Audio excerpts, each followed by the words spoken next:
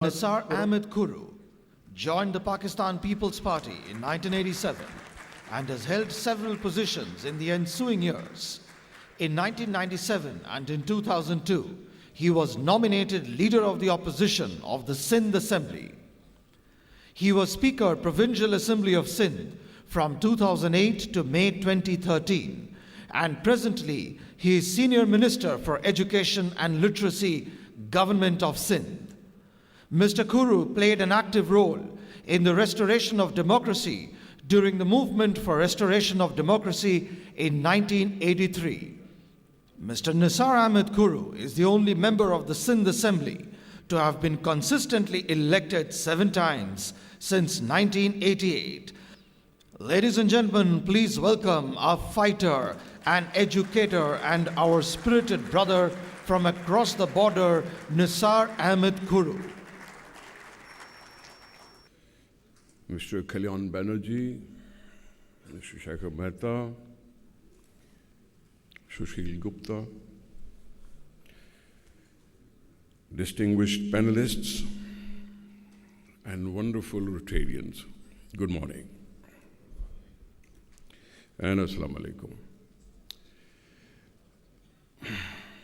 I would actually need about half an hour to praise and appreciate the working and performance of Rotary International, but I don't think I'll be given that much time. But let me express my gratitude by asking me to be here, to be amongst you. I'm also a recently declared Rotarian.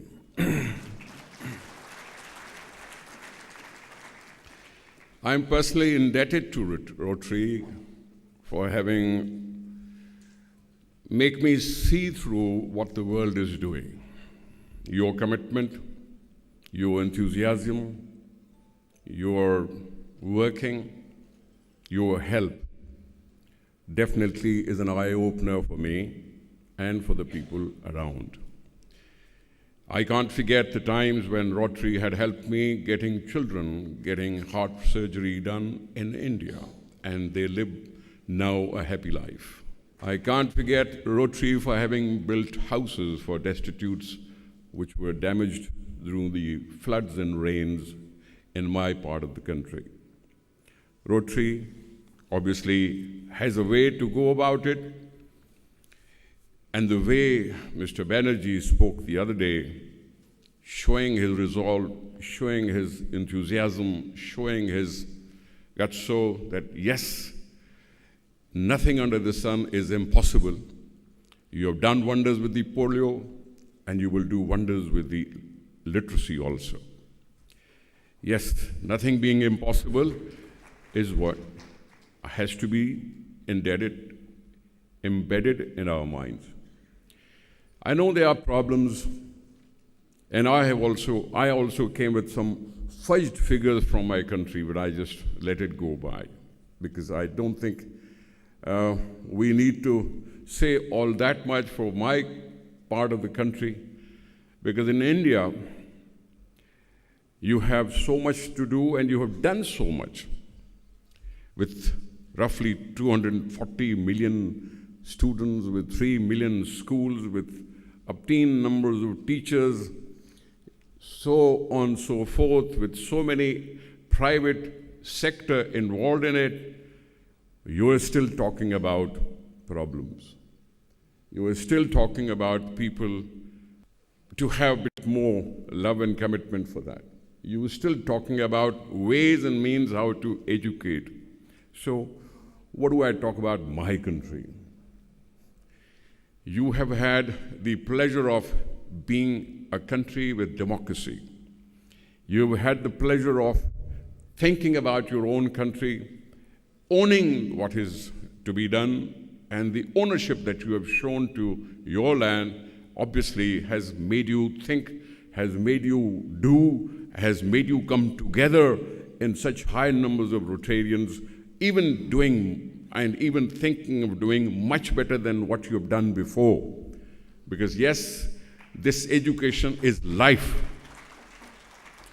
Education is just not employment exchange. Education is just not a building. Education is just not children, whether going to the building or not going to the building. You are, in fact, monitoring the life, and you're giving a direction to the life of the nation. Nation which is coming to this world every day. We have so many problems. You have so many problems. I am no different from what you are. You also talk about the commitment is needed. You also talk about teachers really getting up to do what they should be doing. We are also talking about the parents not even helping the children to do what they should be doing. We also feel the deprivation that prevails in our part of the world. We also know there's a poverty which forces us to take the children out of the school to put them into a child labor. We also know my mother is not educated to give me what should be given to me. We also know that we all need to shed away all these things and make a resolve and really cry out to do away with the child labor, really cry out to think about just the children, because yes, you are building your own future. And this future sometimes has been neglected in so many parts of the world, and I am one of that. Let me introduce myself, that I am from a province called Sindh, which is 1/4 of my country population. With country claiming about 200 million, I think I happen to be a province of 500 million. Out of 200, this 5 crore from my Sindh needs attention. I know there are about 450,000 students going to a school. I know there are about 50,000 schools. I know there are about 20,000 more private schools. I know there are about 150 teachers. I know there are so many available staff there. There are certain reasons for that, and there are certain backgrounds for that. I don't have to go into the details of that, but half my age of Pakistan has gone away without having fundamental rights. That talks so much about it.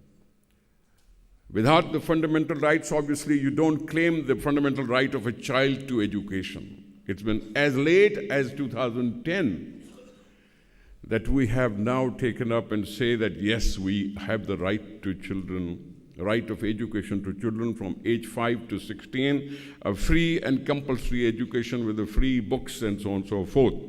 But does it reach there? Do we have all the schools functioning properly? You're talking about quality education. We are talking about at least having schools and functional schools. Because sometimes we have these withdrawal symptoms because we are disconnected with the kind of system that we've been facing over the years. These withdrawal systems have led to certain deficiencies in our mindset, the mindset being not owning the land that you live on. So I can't say much about my figures. I can't say much about all these things. Yes, the world started talking about this literacy for all from 1990. Somewhere in Thailand, you had an international conference. Then you had another conference in Senegal, I guess, in 2000. And then we are talking today that we should eradicate illiteracy in 3 years, or maybe a little more, or maybe a little less. Yes, it has taken the world also that long to tackle the issue of no more illiteracy.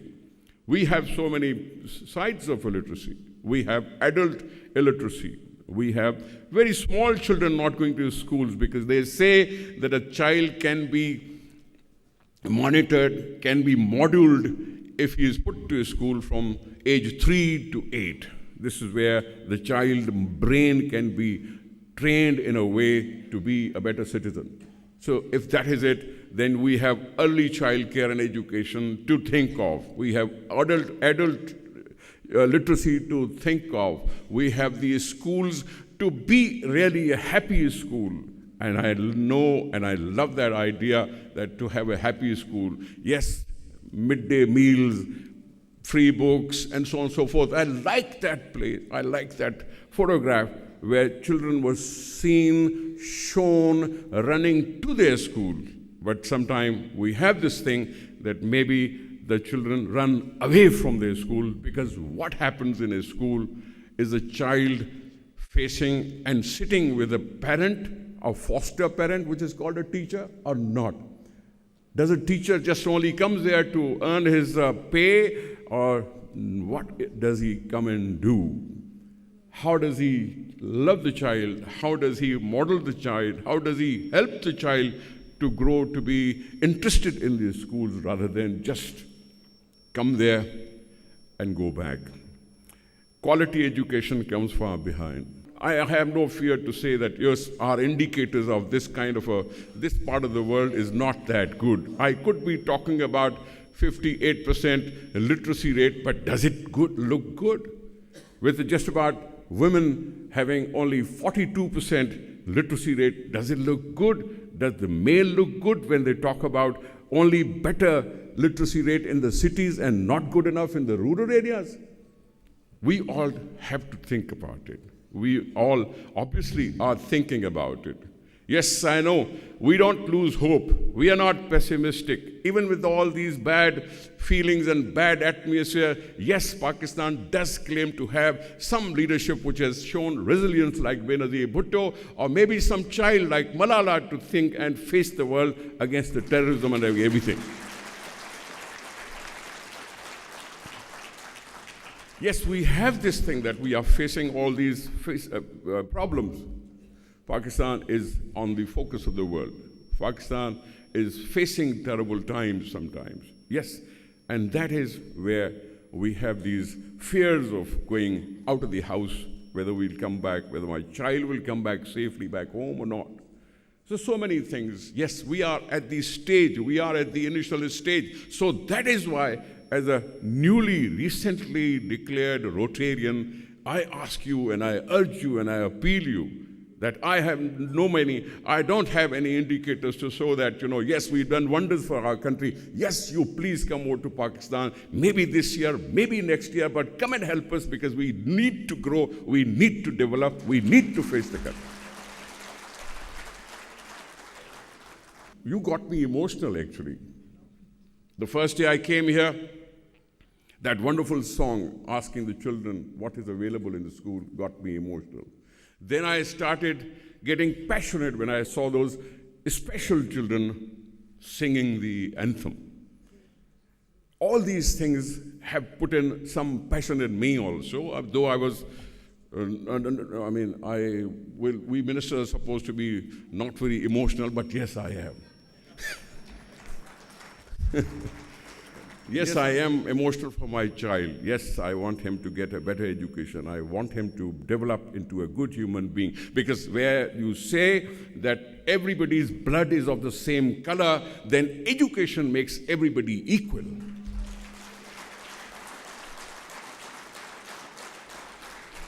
When you wear a uniform, you don't know who is the middle class or a high middle class or whosoever or a poor. So this is uniting the nation. This is addressing the nation to become one. And you are also teaching me to do better than before.